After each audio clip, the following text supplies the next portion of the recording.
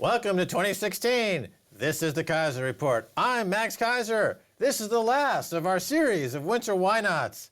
In the second half, we talked to Charles Hugh Smith about his ideas to improve our economic world. But now Stacy and I are going to discuss the big themes we see ahead for 2016. Stacy. Max, the big themes of our winter why nots were, of course, that wealth and income gap, the absence of meaningful jobs anymore or wealth creation, and of course debt and the notion of money and how to build our infrastructures, build our economies in a way that is sustainable. So my first headline, I want to look at the average American worker earns less today than 40 years ago. And this has been the biggest theme of the past few decades, well, since it started breaking off. Of course, we went off the gold standard in 1971, and up until that point, pretty much workers' income rose along with productivity. Productivity is real wealth. It's how much you produce per hour worked. You want that to rise. You want the average worker to produce more and more and more, and also be compensated for it. In the post-World War II era, when there was a new agreement between all the classes of society, we were seeing workers' wages rise. But it's remarkable how productivity continued to rise, and that's flattening and even decreasing in places like the UK, as hourly wages, compensation barely increased. And that's the big story. It's coming to a head. I think maybe 2016 could be it. Well, there's been a swap of productivity for leisure. So, for example, if somebody goes on a TV watching binge and watches a TV show for 10 hours, 20 hours, 30 hours, a whole series or multiple series, they're swapping productivity for leisure. Now, this is possible because the cost in the digital realm of technological processing, technological storage, technological programming or CPUs or processing has dropped down towards zero. So even though wages have been dropping, the cost of technological leisure has been dropping even faster. So people haven't noticed that their productivity and their wages and their wealth has been diverging from those who offer the technological leisure at the very tippity top of the pyramid. Now, I think in 2016, we're going to see a collision of these forces, that the leisure time will be rejected. People will say, you know what, I'm tired of binge watching Netflix. I want a job. And this will cause an insurrection of a particular type. Well, I mean, the productivity in the UK, for example, is 20% below France, where in France the incomes are higher. Here, incomes are lower. There's more disposable, zero-hour contract working sort of job environment. In the United States, you also have very low incomes amongst retail sector, Walmart, all those sort of things. And one of the arguments is that if the price of the labor is higher, actually corporations would become more efficient. They would want to grab more productivity out of those workers, but because they're just disposable, that they barely cost anything relative to the incomes of the executive class. Well, my theory explains the French conundrum, because most quality television is in English, not in French. If France started creating binge-watching worthy television like Breaking Bad in French, then the French productivity numbers would crash as well. But because they don't have 20 hours of Breaking Bad to watch in French, they work, and as a result, their productivity is higher. Now, another big story I want to look at is, this is a chart I saw in an article, Should We Be Worried After Years of Improvement? Fuel economy has hit a new plateau in U.S. I almost said chateau. Ah oui, on habite château, Provence. So here's adjusted fuel economy from 1975 to 2011.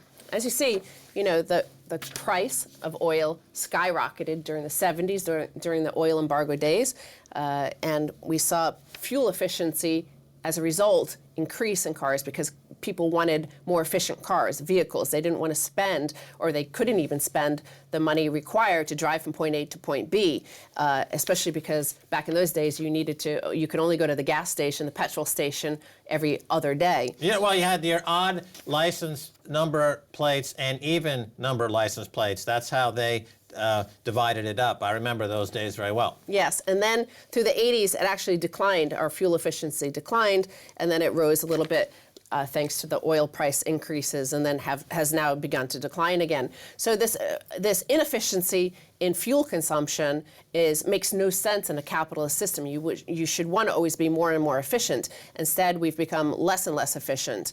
And this brings me to the story. At the end of the year, we saw COP21 and this notion of a post-carbon economy, where we saw we heard the words. We're saying we're going to become more efficient, reduce consumption of carbon and all that stuff. But what we saw in action at the end of the year is, in the UK, for example, they increased fracking. They slashed subsidies for renewable energies. So I bring to this headline, even if the global warming scare were a hoax, we would still need it. China is the low carbon superpower and will be the ultimate enforcer of the COP21 climate deal in Paris.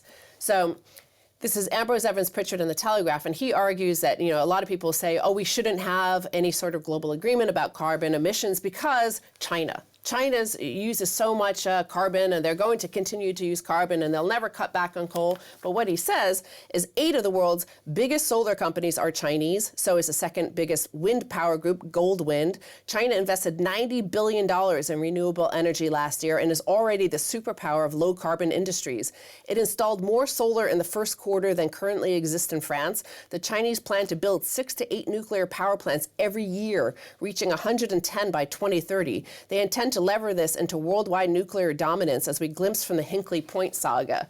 So, of course, Hinkley Point saga being in 2015 in the UK. The UK is building a new nuclear power plant in Hinkley Point, Somerset. And not the UK government, not any UK corporation, instead EDF, which is French state-owned, is building it with China Group, which is another state-owned project. So they're building the nuclear power plant here. China has a plan to go completely renewable by 2030 because they don't want to rely on, they want to be post-carbon because their own studies show that the Himalayas are melting rapidly, which will disrupt their own economy, and temperatures have already risen there by 1 degree Celsius. Right, the exponential efficiency quantum leaps forward for renewables, solar and wind, are putting enormous strain on the industrial military complex, which has been put in place for the past 40 years to support the oil industry. So a lot of the arms that are sold around the world are sold to bomb countries to keep this oilized, militarized, and dollarized world order in place. So renewables, just the same way that software industry has transformed business dramatically and permanently because of the cost dropping down to near zero, the asymptotic curve, to put it in mathematical terms. This is now coming to renewables. And yeah, if China becomes a renewable superpower, they have the ability to enforce this type of global carbon reduction scheme. And let's not forget that this is one reason why the junk bond market in the oil sector might not ever come back, because that whole industry is being completely reshaped. Exactly, because let's look at the cost, actually. One of the arguments 5-10 years ago was the shrieking argument, that renewables cost so much more than oil and gas. Shriek, shriek, shriek. Well, the average cost of global solar was $400 a megawatt hour worldwide in 2010. It fell to $130 in 2014 and now has fallen below $60 in the best locations. Almost nobody could have imagined this 6 years ago, said Mark Lewis from Barclays. So solar has collapsed because of technology and increased efficiency and production and R&D in China. But also, China installed a record 23 gigawatts of wind power in 2014. It did so because wind is quick and cheap. Lazard calculates that the levelized cost of unsubsidized onshore wind has dropped 61% globally thanks to smart software, better blades, and higher turbines that catch the sweet spot. It thinks wind now undercuts coal and gas, and by a wide margin in optimal spots. So already in China, it's actually cheaper, specifically in areas like Jilin, Jingzhou, and Zhejiang, where it's cheaper to use wind than coal. Absolutely. I mean, it's foolish to say nobody saw this coming 6 or 7 years ago.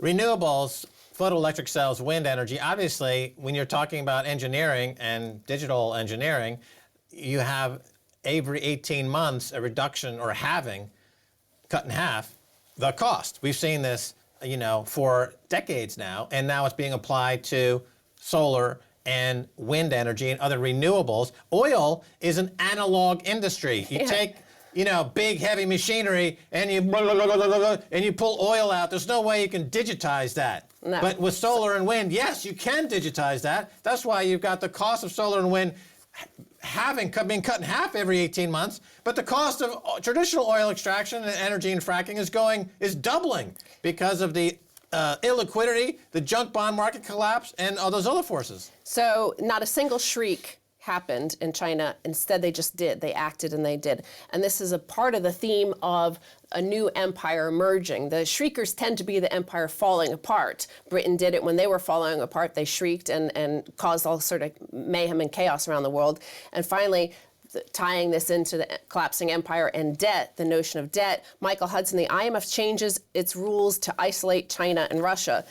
So apparently, December 8th, 2015 is a day that we saw Jerry Rice, the spokesman for the IMF, announce that the IMF's executive board met today and agreed to change the current policy on non-toleration of arrears to official creditors. The creditor leverage that the IMF has used is that if a nation has financial arrears to any government, it cannot qualify for an IMF loan and hence for packages involving other governments. This has been the system by which the dollarized global financial system has worked for half a century. The beneficiaries have been creditors in US dollars. The IMF changed this law. They now allow states, nations to default on sovereign debt.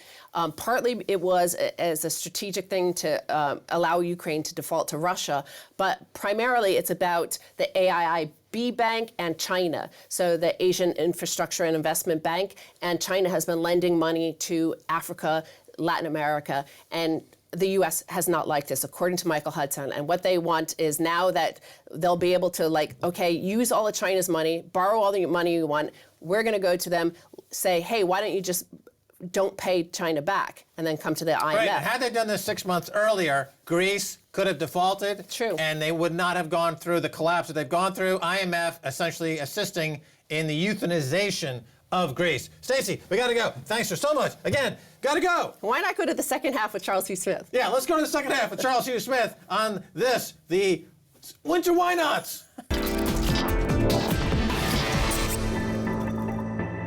Hi, I'm Max Keiser. I'm here with Stacy Herbert.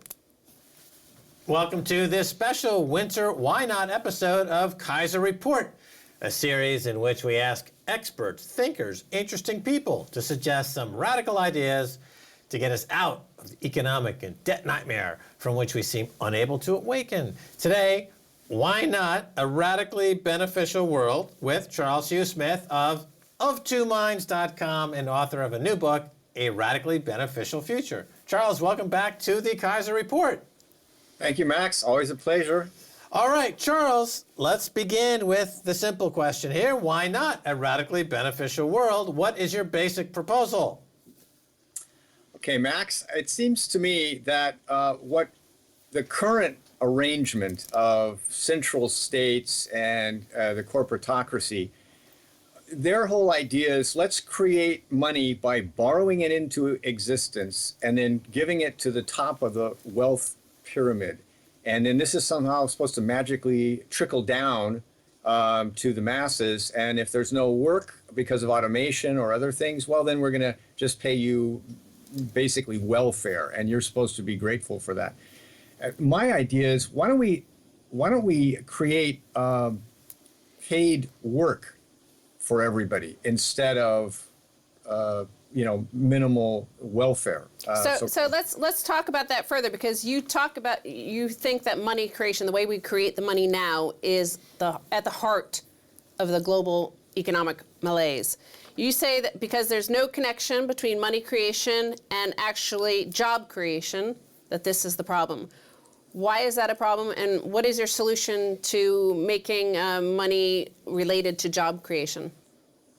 Okay, so right now we borrow money into existence, as all your listeners know, and it flows from central banks and the too big to fail banks, so which are at the top of our wealth pyramid. So we're creating money at the top and distributing it at the top. My proposal is let's create money that's not borrowed into existence. We just create it like a cryptocurrency, like Bitcoin is created, and let's distribute it at the bottom of the wealth pyramid to people who could actually do useful work in their own communities. Well, but Charles, if we were to do that, we would be removing one of the biggest profit generators in the history of economics, and that is war. By continually putting people into debt and by having countries in debt and individuals in debt, you lay the groundwork for perpetual warfare. And warfare is basically welfare for the top 1/10 of 1%. It's hugely profitable. It keeps everybody on total state of panic. And with whether it's the war on terrorism, the war on drugs, or the war on whomever, it's all funded by keeping everyone perpetually in debt. So war is profitable. You know, you're asking people to stop engaging in the most profitable enterprise in the history of society, Charles. Granted, and then we can also say I'm also suggesting we don't need banks, which is the second most profitable enterprise in human history.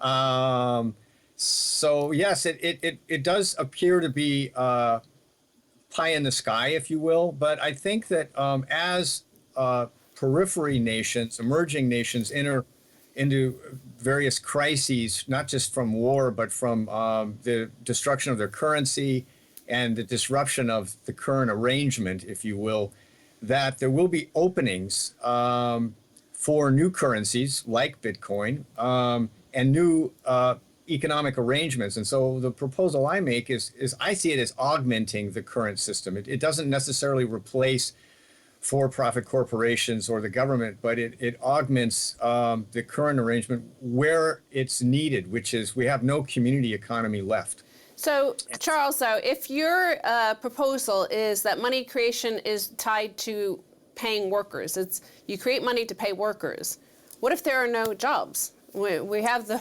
automation taking away jobs.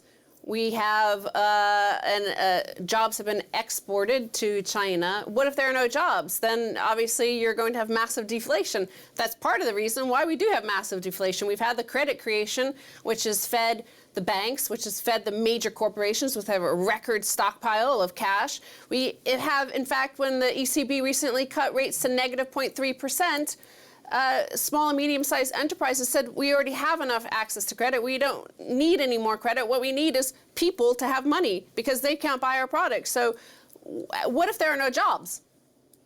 Well, that's an excellent question, Stacy. And my answer starts with we need to make a distinction between profitable work and useful work. And that distinction is completely lost in the current arrangement. And so if we think about a community, we can think of a lot of different work that's not being done. And it's not being done because it's not profitable by corporations. And say, for instance, dedicated bikeways. Now, these may be common in European countries, but as you know, in the US, there's very few bikeways, and most of them are unsafe. You're sharing a highway.